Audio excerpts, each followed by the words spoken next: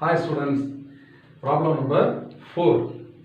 A uniform rod of mass M and length L makes a constant angle theta, okay, with an axis of rotation which passes through one end of the rod. Okay, so one end of the rod is a O. Find the moment of inertia about this axis. So now you can see that this is the rod. So what is the mass of the rod is M and the length of the entire rod is L. Now as usual we will imagine as if the entire rod is made up of infinitesimally small elements. So one such element I have shown here. This element is having a mass dm and its length is dx. So what is the mass of one small element is dm and the length of this small element is what? Dx. So it is given uniform rod. What do you mean by uniform rod? If you take the mass per unit length ratio, it will be constant throughout its length. Is it not? So it's linear mass density. Linear mass density. This is also denoted with the symbol lambda. So that this linear mass density is equal to total mass divided by total length, and this must also be equal to the elementary mass divided by the elementary length. Okay. So M by L must be equal to dm divided by dx.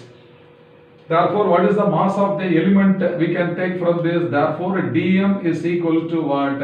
M by L into dx. So, this is the relationship between the mass of the element and the mass of the entire rod. So, this is the equation 1 required for us.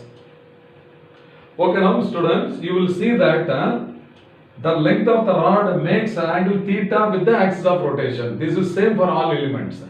But what is the distance of the element which we have assumed from one end? It is at a distance of x. Is it not? Suppose if you take one element on the right side of what we have assumed, its length will be greater than x. So another element on the left side, if you take, the value of x will be lesser. Is it not? For that another element. Suppose if you take one element at the point of contact itself, then the value of x is equal to how much? At this point, one element will have x is equal to 0. And the last element, what is that? X value is equal to L. Is it not? The distance x is different for different elements. For the element which you have assumed, it is at the distance of x from the point O. So for all other elements, x is a variable, but theta is a constant angle theta. Okay, now we will find out the perpendicular distance between the element and the axis of rotation. The perpendicular distance here is denoted as AB. Understand? So here in the triangle, ABO, okay, the triangle ABO, which is right angle at B. What is sine theta? I will write. Okay, sine theta is equal to what? Opposite side AB divided by the hypotenuse. Divided by hypotenuse is what? OA. So this is equal to OA. So this is now AB divided by OA is equal to x. So OA is x. Therefore, the perpendicular distance AB is equal to x into sine theta. This is another very important information which is required.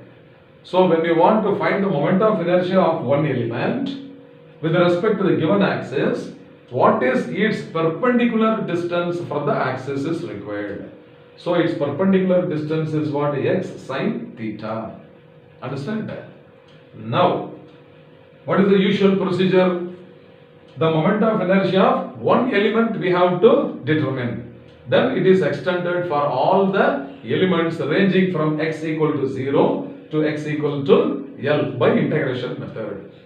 So now moment of inertia of the small element is denoted by the symbol di. Is it not? This is equal to mass into distance square. What is its mass? Its mass is dm. Okay? Into what is its perpendicular distance? AB. So its square. Therefore, it is x sine theta the whole square. So this is equal to dm into x square into sine square theta. This is equation 3. Have you understood? What we have derived in equation 3 is the expression for the moment of inertia of only one small element of mass dm and perpendicular distance x sine theta from the axis. Okay.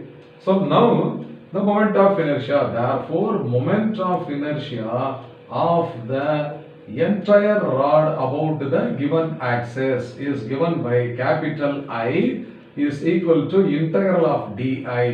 Okay, so this is equal to integral of dm into x square into sine square theta between the limits x is equal to 0 to x is equal to L.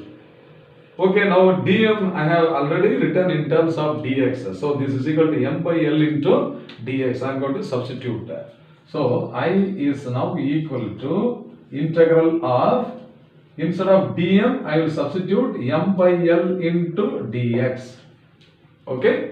What next? X square into sine square theta. So x square into sine square theta and the limit is 0 to L.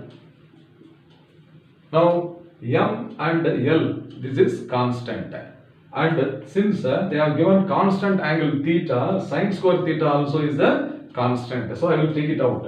So this is equal to m by L into sine square theta into integral limits 0 to L x square into dx. Okay, this is of the standard integral of x power n dx, and its value is x power n plus 1 divided by n plus 1. Okay, so this is now equal to, okay, therefore I is now equal to m by L sine square theta into x cube by 3 between the limits 0 to L. Okay, now the upper limit for x is L, so it becomes L cube by 3 or 3 first itself I can take it out also. So this is also equal to what? M divided by 3L into sine square theta into upper limit for x cube is what? L cube minus 0, lower limit is 0. Therefore, the expression for moment of inertia is equal to 1 by 3L, okay, or m by 3L into sine square theta into L cube. So if you cut this L, this power 2 will come. Okay, therefore this is now equal to what? This is equal to 1 by 3 ml square. So this is equal to 1 by 3 ml square into sine square theta. So this is the required answer. Okay, so what you have to understand here is this rod, okay, this rod is kept like this and it is going to rotate about this axis by making an angle theta, so that now you can see here, if this pen is the axis and this scale is the rod, then it is going to rotate about this in a conical shape. It will be in the form of what? A cone. So its moment of inertia with respect to the given axis we have to find out, and here always the perpendicular distance of each element has to be determined. So what is the perpendicular distance we have determined? This is equal to x sine theta. So first we have to get an expression for the moment of inertia of one small element, and then it has to be extended for all the elements lying between the limits x equal to 0 and x equal to L. Taking the limits is very, very important. So finally we have derived that the moment of inertia I is equal to 1 by 3 ml square into sine square theta. I hope you must have understood well. Fine.